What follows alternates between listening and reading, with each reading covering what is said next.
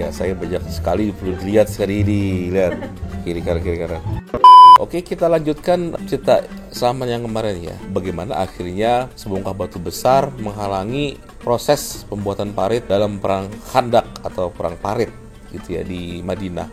Nah, tidak ada satupun sahabat yang bisa mampu memecahkan atau menghancurkan batu itu. Dan Salman pun akhirnya mengadu Rasulullah tentang kejadian itu, termasuk opsi untuk mencari rute lain. Tapi Rasulullah akhirnya turun tangan untuk menghancurkan sendiri batu itu.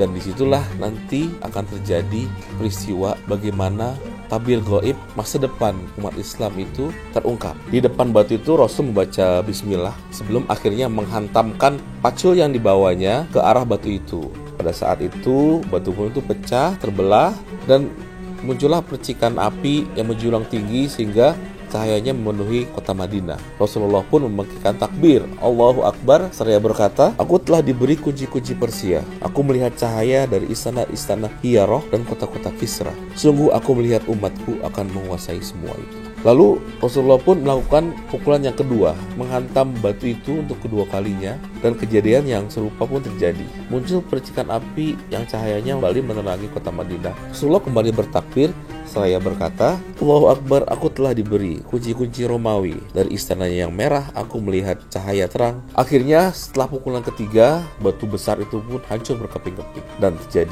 dan kembali juga muncul percikan api yang tinggi dan cahayanya juga menerangi kota Madinah. Dan Rasulullah kembali bertakbir dan diikuti oleh kaum muslimin yang pada saat itu berkumpul mengelilingi Nabi. Dan Rasulullah pun memberitahu kali ini beliau melihat istana-istana Suriah, Sana'a dan kota-kota lain di bumi yang pada suatu hari nanti bendera tauhid akan berkibar di sana.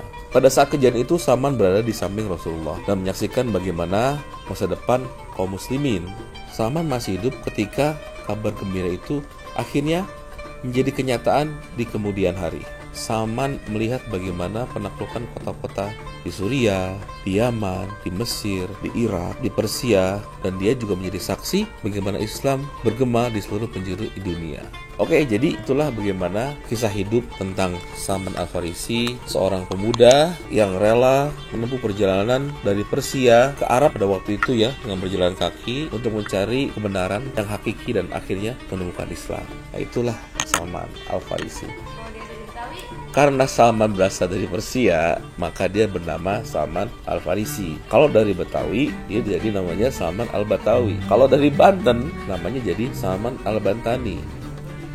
Dari Jonggol jadi Salman Al-Jonggoli. Cirenda jadi Salman Al-Cirendai gitu kan. Gitu. Oke, wassalamualaikum warahmatullahi wabarakatuh. Bukanlah hati ini hanya